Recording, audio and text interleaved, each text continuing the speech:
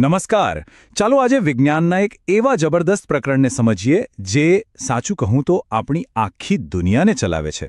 હા, આપણે વાત કરી રહ્યા છીએ વિદ્યુત વિશે. એ જ અદૃશ્ય શક્તિ જે આપણા ફોનથી લઈને મોટા શહેરો સુધી બધું જ રોશન કરે છે. જરા વિચારો તો, એવી કઈ શક્તિ છે જેના વગર આપણું જીવન અટકી જાય?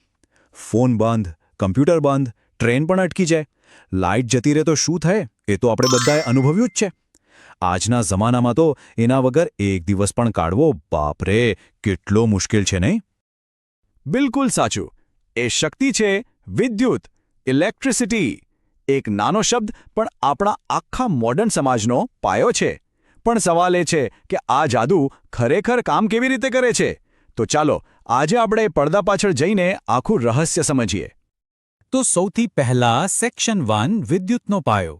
જુઓ, કોઈ પણ મોટી ઇમારતને સમજવી હોય ને તો એના પાયાથી શરૂઆત કરવી પડે. વિદ્યુતનો પાયો છે બે વસ્તુઓ, વિદ્યુતભાર અને વિદ્યુત પ્રવાહ. તો બધી જ શરૂઆત થાય છે વિદ્યુતભારથી, એટલે કે ઇલેક્ટ્રિક ચાર્જથી. એ દરેક પદાર્થનો એકદમ મૂળભૂત ગુણધર્મ છે. અને સૌથી મજાની વાત શું છે ખબર છે? એક ઇલેક્ટ્રોન પરનો વિદ્યુતભાર જુઓ, 1.6 × 10⁻19 ઘાત કુલમ. કેટલો નાનો આંકડો છે! આટલો નાનકડો કણ આખા વિદ્યુતના સામ્રાજ્યને ચલાવે છે. ખરેખર અદ્ભુત છે. હવે કલ્પના કરો કે આવા લાખો કરોડો ઇલેક્ટ્રોન એટલે કે વિદ્યુત ભાર એકસાથે એક જ દિશામાં વહેવા લાગે. બસ આ જ છે વિદ્યુત પ્રવાહ. એકદમ સિમ્પલ. જેમ પાણીની પાઇપમાં પાણી વહે એમ વાહક તારમાં વિદ્યુતભાર વહે.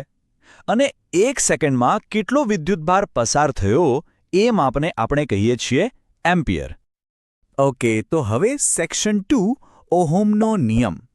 ચાલો, આપણને એ તો ખબર પડી ગઈ કે વિદ્યુતભાર વહે છે. પણ સવાલ એ છે કે એને વહેવા માટે ધક્કો કોણ મારે છે? અને એના રસ્તામાં કોઈ અડચણ નાખે છે કે નહીં? આ બધા સવાલોના જવાબ આપણને મળશે ઓહમના નિયમમાંથી. તો એ જે ધક્કો છે ને, એ દબાણ છે ને, એને જ આપણે વિજ્ઞાનની ભાષામાં કહીએ છીએ વોલ્ટેજ અથવા તો વિદ્યુત સ્થિતિમાનનો તફાવત. પેલી પાણીની પાઇપવાળી વાત ફરી યાદ કરો. પાઇપમાં જેટલું વધારે પ્રેશર હોય પાણી એટલું જોરથી વહે, બરાબર? બસ એક્ઝેક્ટલી એ જ રીતે તારમાં જેટલું વધુ વોલ્ટેજ એટલો વિદ્યુત પ્રવાહ વધુ શક્તિશાળી.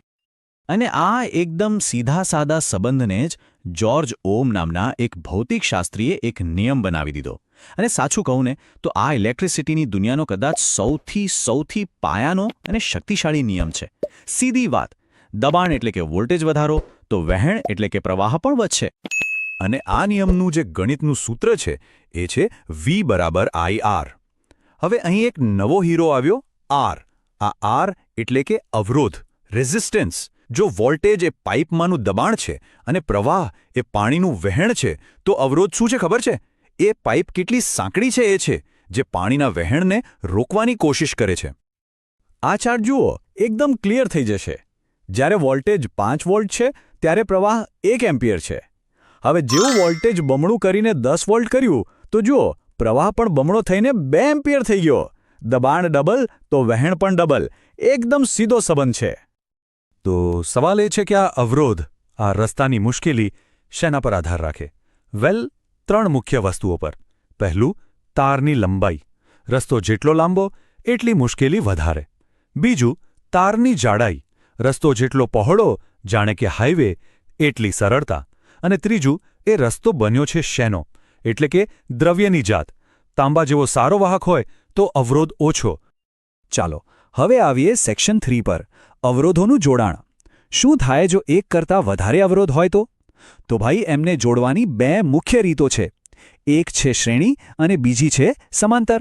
ચાલો ફટાફટ જોઈએ કે આ બંનેમાં શું ફરક છે. આને સમજવા માટે બેસ્ટ ઉદાહરણ છે ટ્રાફિકનું. શ્રેણી જોડાણ એટલે શું? એક જ લેનનો સાંકડો રોડ. બધી ગાડીઓ એટલે કે આપણો વિદ્યુત પ્રવાહ એકની પાછળ એક જ લાઇનમાં જઈ શકે. જ્યારે સમાંતર જોડાણ એટલે મલ્ટીલેન હાઈવે, જ્યાં ટ્રાફિક એટલે કે પ્રવાહ અલગ લેનમાં વહેંચાઈ જાય છે. આ એક નાનકડો તફાવત જો સમજાઈ ગયો ને તો સર્કિટના મોટાભાગના દાખલા એકદમ સહેલા લાગશે. ઓકે, સેક્શન 4 વિદ્યુતની અસરો. અત્યાર સુધી આપણે પ્રવાહ, વોલ્ટેજ, અવરોધ આ બધું સમજ્યા. પણ આ બધું જાણવાનો ફાયદો શું? So what?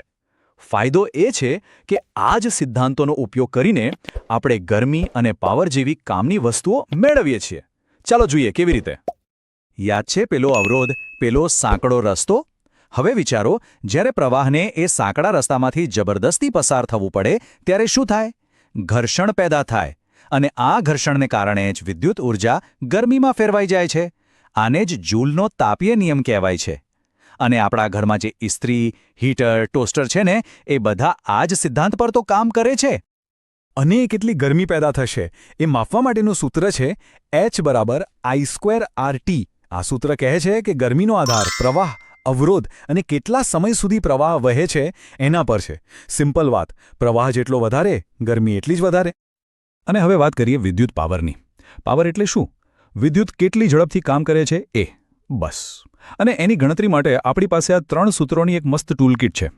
મેઇન સૂત્ર તો છે P = V × I. પણ જો આપણે ઓહમનો નિયમ V = IR વાપરીએ ને, તો એમાંથી જ બાકીના 2 સૂત્ર પણ બનાવી શકીએ છીએ. એટલે દાખલામાં જે પણ માહિતી આપી હોય એમાંથી કોઈ પણ એક હથિયાર, સૂત્ર વાપરી શકાય. અને હવે છેલ્લો સેક્શન 5, પરીક્ષા માટેની તૈયારી. ચાલો આખા ચેપ્ટરમાંથી જે એકદમ ક્રીમ, સૌથી મહત્વના મુદ્દાઓ છે એના પર એક ફટાફટ નજર નાખી લઈએ. જો આ 4 મુદ્દાઓ એટલે આખા પ્રકરણનું હૃદય. પહેલું, ઓહમનો નિયમ અને એનો ગ્રાફ, એ સંબંધ સમજાવે છે. બીજું, શ્રેણી અને સમાંતર જોડાણ, એનાથી પરિપથ કેવી રીતે બને એ સમજાય છે. અને ત્રીજું અને ચોથું, V = IR અને H = I²RT પર આધારિત દાખલા. આનાથી પ્રેક્ટિકલ ગણતરી પાક્કી થાય છે. બસ આ 4 પર જો પકડ આવી ગઈ તો આખું પ્રકરણ એકદમ સહેલું લાગશે, ગેરંટી. અને જતા પહેલા એક સવાલ મગજમાં છોડીને જાઉં છું. જરા ઘરમાં નજર ફેરવો અને વિચારો, આપણા ઘરમાં જે બધી લાઇટો, પંખા, ટીવી છે એ બધાનું જોડાણ શ્રેણીમાં હશે કે સમાંતરમાં? અને જે પણ હોય એવું કેમ હશે? જ્યારે આપણે વિજ્ઞાનને આપણી આસપાસની દુનિયા સાથે જોડીએ ને, ત્યારે એને શીખવાની અસલી મજા આવે છે. તો વિચારતા રહેજો.